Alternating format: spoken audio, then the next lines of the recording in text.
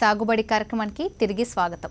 ఒకప్పుడు ఒక వెలుగు వెలిగిన ఆ పంటల్ని తిరిగి అన్నదాతల చేత పండించడానికి వ్యవసాయ శాఖ అధికారులు ప్రయత్నాలు మొదలుపెట్టారు. మేలైన రకాల్ని అందుబాటులోకి తెచ్చి రైతుల్లో తగిన చైతన్యం తేవడానికి ప్రయత్నిస్తున్నారు. ఎన్నెన్నో పోషక విలువలు కలిగిన చిరుధాన్యాలకు మార్కెట్లో డిమాండ్ పెరగడంతో వాటి ద్వారా రైతుల ఆదాయం పెరగడానికి అవకాశం ఉందని నిపుణులు చెబుతున్నారు. ప్రభుత్వం కూడా ఇప్పుడు సరైన చైతన్యపూరిత కార్యక్రమాలు చేపట్టి రైతులకు తగిన సూచనలు, సలహాలు, రాయితీలు ఇప్పించగలిగితే చిరుధాన్యాల సాగు రైతుల ఆదాయాలు తప్పకుండా పెంచుతోంది.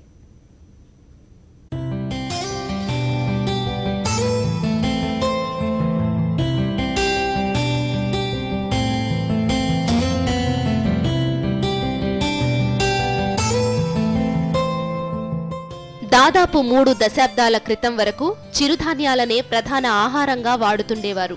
చిరుధాన్యాల్లోని అపారమైన పోషక విలువల కారణంగా మన పెద్దవాళ్లకు రోగాలనేవే తెలియవు.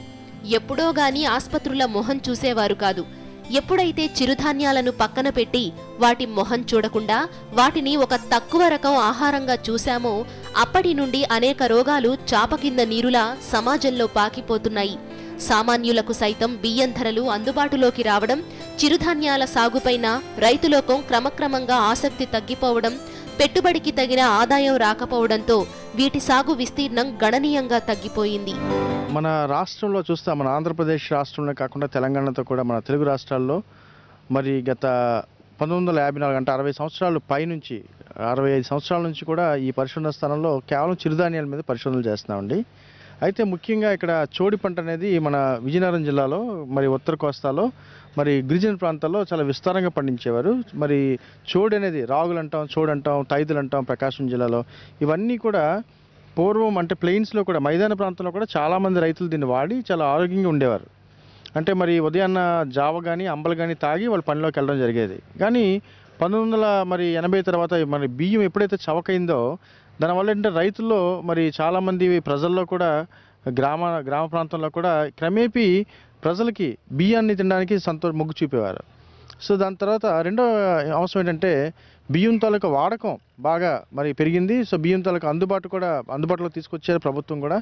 రెండోది ఏంటంటే ఈ చిరుధాన్యాల తాలూకా దిగుబడి చూస్తే చాలా తక్కువగా ఉండేదండి. అలాగే దాంట్లో చాలా చీడపీడలకు లొంగిపోయేటువంటి రకాలు, తక్కువ దిగుబడి ఇచ్చే రకాలు ఉండేవి పూర్వం.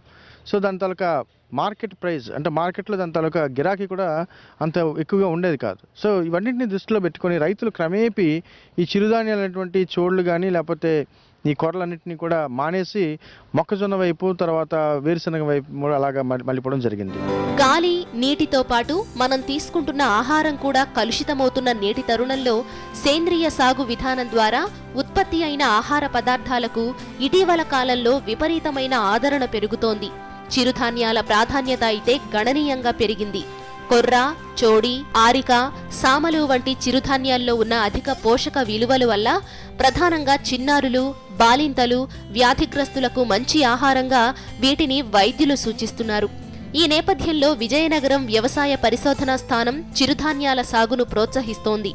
దీనికోసం సాంప్రదాయ రకాలపై పరిశోధన చేసి కొత్త వంగడాల రూపకల్పన చేస్తోంది.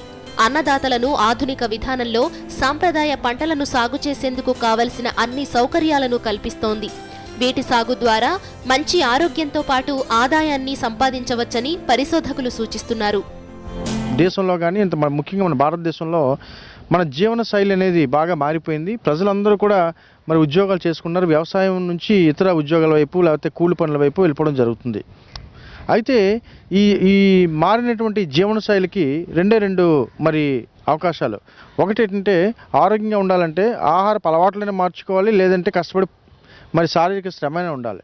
చాలామంది మరి పెద్ద ఉద్యోగస్తులు అంటే మరి ఆఫీసర్స్ అందరు కానీ లేకపోతే మరి అర్బన్ ఏరియాలో అంటే మరి సిటీస్లో ఉండే వాళ్ళకి మరి వాళ్ళకి అంత సమయం దొరకదు శారీరక శ్రమ చేయడానికి. కాబట్టి వాళ్ళు ఏం చేస్తున్నారంటే చాలామంది 100% మంది మరి ఆహారపు అలవాట్లు మార్చుకుంటున్నారు 40 సంవత్సరాలు అయిన తర్వాత. దానికి కారణం ఏంటంటే మరి ఆహారపు అలవాట్లు మార్చుకోవడం వల్ల మరి ఎక్కువగా మనం రైస్ని తినడం వల్ల, వరిని తినడం వల్ల, బియ్యాన్ని తినడం వల్ల మనం ఏమవుతుందంటే చక్కెర స్థాయి రక్తంలో బాగా ఎదగడం, అలాగే బీపీ, కొలెస్ట్రాల్ ఇవన్నీ కూడా ఎక్కువగా పెరిగిపోతున్నాయి. అలాగే థైరాయిడ్ ప్రాబ్లమ్స్, రకరకాల ప్రాబ్లమ్స్ అంటే ఇంటర్లింక్డ్ ప్రాబ్లమ్స్ ఇవన్నీ కూడా ఎక్కువైపోతున్నాయి. కాబట్టి చాలామంది ఇప్పుడు పట్టణ ప్రాంతంలో కేవలం ఇన్నాళ్ళు మరి గిరిజన ప్రాంతంలో తినేటువంటి యొక్క చిరుధాన్యాలు ఇప్పుడు పట్టణ ప్రాంతంలో కూడా ప్రజలు తినడానికి మరి అవకాశం ఏర్పడింది. ప్రజలు కూడా చాలా ఉత్సాహంగా వాళ్ళు ఆరోగ్యాన్ని మనం కాపాడుకోవాలనే ఉద్దేశంతో వాళ్ళు చాలా స్పష్టంగా కనిపిస్తుంది. వాళ్ళు చిరుధాన్యాలు ఇప్పుడు డిమాండ్ చాలా ఎక్కువ వచ్చింది. పూర్వం గిరిజన రైతులు వచ్చి ఇక్కడ మరి విత్తనాలు కొనుక్కునేవారు, గింజలు కొనుక్కునేవారు. కానీ ఇప్పుడు విశాఖపట్నం నుంచి లేదా పట్టణ ప్రాంతాల నుంచి వచ్చి మాకు మరి చిరుధాన్యాలు కావాలి, విజయవాడ నుంచి అంటే ఎక్కడైతే మరి బాగా అభివృద్ధి చెందిన పట్టణాలు ఉన్నాయో వాళ్ళు వచ్చి ఇక్కడ నుంచి విత్తనాలు కొనుక్కోవడం, మరి వాళ్ళందరూ కూడా సీడ్ కూడా మేము ఇక్కడ నుంచి సప్లై చేయడం జరుగుతుంది. చిరుధాన్యాల్లో ప్రధానమైనదైన కొర్ర పంట సాగు, సస్యరక్షణ పైన సైంటిస్టులు తగిన చైతన్యం పెంచుతున్నారు. గిరిజన రైతులే ఎక్కువగా పండిస్తున్న కొర్ర పంట వైపు ఇప్పుడు మైదాన ప్రాంత రైతులు కూడా దృష్టి పెట్టి లబ్ధి పొందుతున్నారు. సాధారణ ధాన్యాలైన గోధుమలు, వరిలో పిండి పదార్థాలు అధికంగా ఉండడం, తృణధాన్యాలైన చోడి, సామ, కొర్ర, ఊద, ఆరిక వంటి చిరుధాన్యాల్లో అధిక పోషక విలువలు ఉండడంతో వీటి వాడకంపై ఇప్పుడిప్పుడే ప్రజల్లో ఆసక్తి పెరుగుతోంది. మరోవైపు వైద్యులు సైతం వీటి వాడకాన్ని సూచిస్తున్నారు. ప్రధానంగా బాలింతలు, మధుమేహ వ్యాధిగ్రస్తులతో పాటు పాఠశాలలకు వెళ్లే చిన్నారులకు ఐరన్, కాల్షియం అందించేందుకు గణనీయంగా దోహదం చేస్తాయి.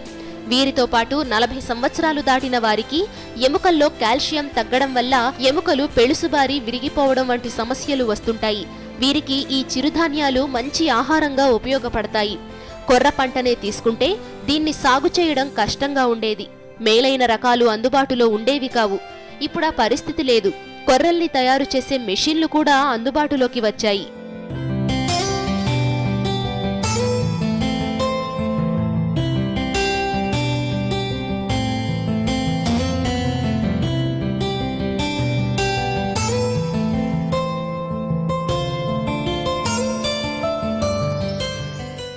ఈ కొర్రలు పూర్వం మరి చాలా ఎక్కువగా వర్షాకాలంలో ఖరీఫ్ పంటగా దీన్ని వాడేవారు.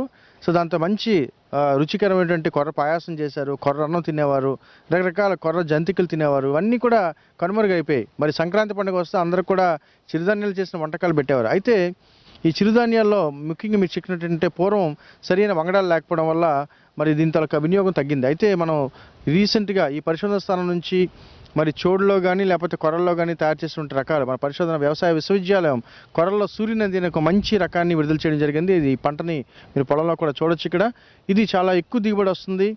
మరి అవి ఎన్ను కూడా సన్నంగా ఉంటుంది. సో దిగుబడి పూర్వం పాత రకాలతో పోలిస్తే ఇవి ఎక్కువగా మరి రావడం వల్ల అంటే రైతులు దీనివైపు మొగ్గు చూపిస్తున్నారు. అలాగే దీనికి ముఖ్యంగా చిరుధాన్యాల వాడకం తాలూకు సమస్య ఏంటంటే మరి చిరుధాన్యాల్లో అప్పుడు కొర్రల మీద విత్తనం మీద 7 వరుసల్లో పొట్టు ఉంటుందండి. సో ఈ పొట్టును తీయడం అనేది చాలా శారీరకమైన శ్రమ. సో మరి ఇప్పుడు ఉన్నటువంటి ఈ మోడర్న్ ఇంట్లో ఉండే గృహిణులు ఎవరు కూడా అది దంచడానికి ఎవరు ఇష్టపడరు. కాబట్టి వీటికి ప్రాసెసింగ్ చేయడానికి ఆ మిల్ అనేది తమిళనాడు రాష్ట్రం నుంచి మన వ్యవసాయ పరిశోధన స్థానం విజయనగరంకి తెప్పించడం జరిగింది. సో కాబట్టి ఆ మిల్లుతో సుమారు గంటకి మరి 100 కేజీల పైన మనం ఆడుకోవచ్చు. సో కాబట్టి 7 రకాల పొట్టులను చేసి శుభ్రంగా రాళ్ళు కూడా తీసేసి ఈ యొక్క శుభ్రం చాలా తేలిగ్గా ఉండే యంత్రం ఇది. సో మరి దీని ద్వారా మరి చిరుధాన్యాల వాడకం ఎప్పుడైతే మనం ఈ సమస్యను అధిగమించామో, ఈ యొక్క పొట్టు తీయడం అనేది పెద్ద సమస్య. పొట్టు తీయకపోతే తినలేము.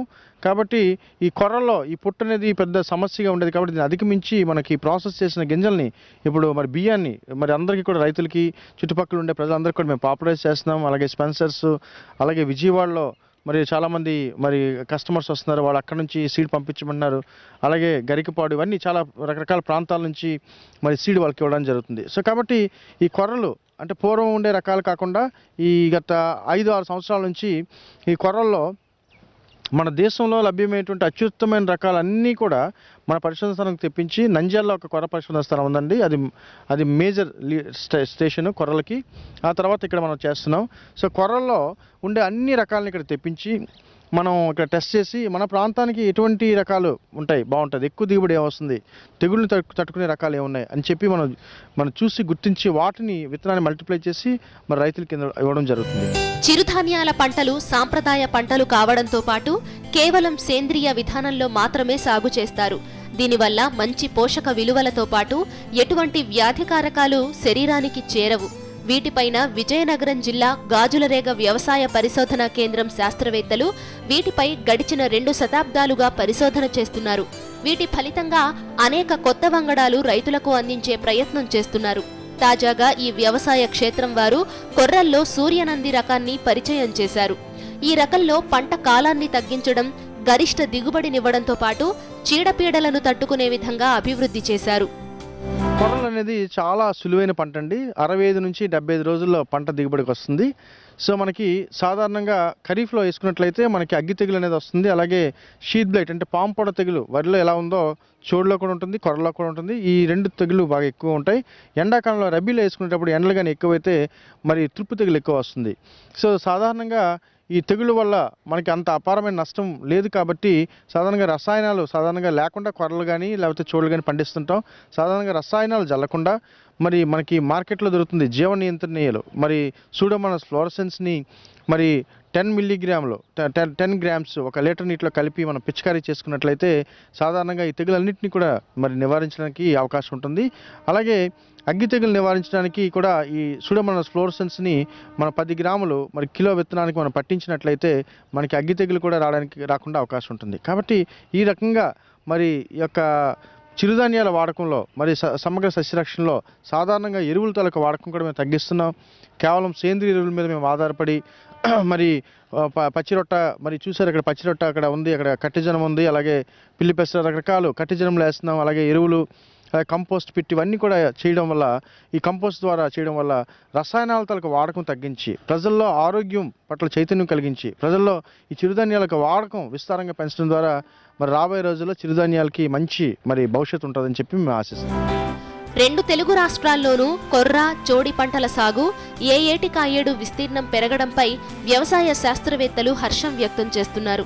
తెలంగాణ రాష్ట్రంతో పాటు మన రాష్ట్రంలోని విజయవాడ కేంద్రంగా కొన్ని సంస్థలు తెల్ల చోళ్లతో వివిధ రకాల ఆహార పదార్థాలు తయారు చేసి మార్కెట్లో ప్రవేశపెట్టగా వాటికి మంచి ఆదరణ లభిస్తోంది.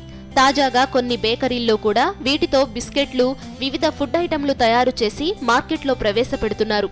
చోళ్లను కొన్ని చోట్ల రాగులు, మరికొన్ని చోట్ల తైదలు అని పిలుస్తారు. ఎకరానికి మనం కొర్రలో చూసినట్లయితే 3 కేజీల వరకు సరిపోతుందండి. 3 నుంచి 4 కేజీలు మరి సరిపోతుంది. గింజ చాలా చిన్నదిగా ఉంటుంది. అయితే దిగుబడి మనకి 600 కేజీల వరకు ఎకరానికి రావడానికి అవకాశం ఉంటుంది. అదే చోడులు కానీ మనం చూసినట్లయితే సుమారు 1200 కేజీల నుంచి 1700 కేజీలు కూడా ఎకరానికి రావడానికి ఉంటుంది. మరి కాకపోతే అది భూమి తాలూకు సారాన్ని బట్టి, మనం చేసినటువంటి మరి సదుపాయాన్ని బట్టి, యాజమాన్యాన్ని బట్టి, సమగ్ర సస్యరక్షణ బట్టి ఆ యొక్క దిగుబడి అనేది ఉంటుంది. సాధారణంగా మన దగ్గర స్వల్పకాలిక రకాలు ఉన్నాయి. చంపావతి రకం అది కొంచెం తక్కువ వస్తుంది, 800 కేజీలు వస్తుంది. దీర్ఘకాలిక రకాలు ఉన్నాయి. భారతి అనేది 2006లో రిలీజ్ చేసాం. మరి శ్రీ చైతన్య అనేది 2009లో చేసాం. 2012లో హిమాని తెల్లచోడి రకం కూడా ఈ స్టేషన్ నుంచి రిలీజ్ చేయడం జరిగింది. ఇవన్నీ కూడా 1200 నుంచి ఇంకా ఎక్కువ దిగుబడి వచ్చే రకాలు. తెల్లచోడి కూడా మనం చూసినట్లయితే ఇవి మనం ఇటీవల కాలంలో మార్కెట్లో మల్టీగ్రెయిన్ ఆట రకరకాల పిండిని కలిపి మనకి తయారు చేసుకునే మరి పౌడర్ వస్తుంది, మరి పిండి వస్తుంది. అటువంటి పిండిలో పాత వాడే మరి అనాది కాలంగా ఉన్నటువంటి యొక్క ఎర్రచోడు కలపడం వల్ల రంగు మారిపోయేది. కానీ ఈ తెల్లచోడు కలపడం వల్ల అటువంటి రంగు మారకుండా దాని తలక నేటివ్ కలర్ పిల్లలు కూడా ఇష్టపడరు ఎర్రగా ఉండడం వల్ల. కానీ ఈ తెల్లచోడు కలపడం వల్ల అది ఇష్టపడి ప్రజలు కూడా బాగా వినియోగం అనేది బాగా పెరుగుతుంది. సో రాబోయే రోజుల్లో మరి దానికి కూడా గవర్నమెంట్ కూడా నిన్న గౌరవ ముఖ్యమంత్రి గారు కూడా మరి గుంటూరులో కొత్త వ్యవసాయ విశ్వవిద్యాలయం మరి స్థాపిస్తూ మరి అంకురార్పణ చేస్తూ ఆయన ఒక మాట అన్నారు, చిరుధాన్యాల మీద మరి పరిశోధనా స్థానం కానీ లేకపోతే చిరుధాన్యాల ప్రాసెసింగ్ యూనిట్స్ కానీ బాగా రావాలి, అభివృద్ధి చెందాలి అని చెప్పేసి దాని మీద అంత మరి స్ట్రెస్ అనేది దాని మీద అంత మరి ఒత్తిడి అనేది తెచ్చి కేంద్ర ప్రభుత్వం మీద మంచి పరిశోధన స్థానాలు, పరిశోధనలు, అలాగే ఈ పరిశోధన స్థానాన్ని కూడా ఇంకా బలోపేతం చేస్తారని చెప్పి మేము ఆశిస్తున్నాం. ఒకవైపు ఆరోగ్యం, మరోవైపు ఆర్థికంగా ఆదాయాలిచ్చి అన్నదాతలు నిలదొక్కుకోవడానికి కారణమవుతున్న చిరుధాన్యాల పంటలు ఇప్పుడిప్పుడే మార్కెట్ను శాసిస్తున్నాయి. వీటిపైన ప్రభుత్వమే తగిన ప్రచారం కల్పించాలని శాస్త్రవేత్తలు చెబుతున్నారు. ప్రభుత్వం కూడా అంగన్వాడీ సెంటర్లలోనూ మధ్యాహ్న భోజనం పథకం కింద తృణధాన్యాలతో చేసిన రుచికరమైన పదార్థాలను ప్రవేశపెడితే పిల్లలకు ఆరోగ్యంతో పాటు రైతులకు మంచి ఆదాయాన్ని కూడా తెచ్చిపెడతాయని శాస్త్రవేత్తలు ఆశాభావం వ్యక్తం చేస్తున్నారు. సాక్షి న్యూస్, విజయనగరం జిల్లా.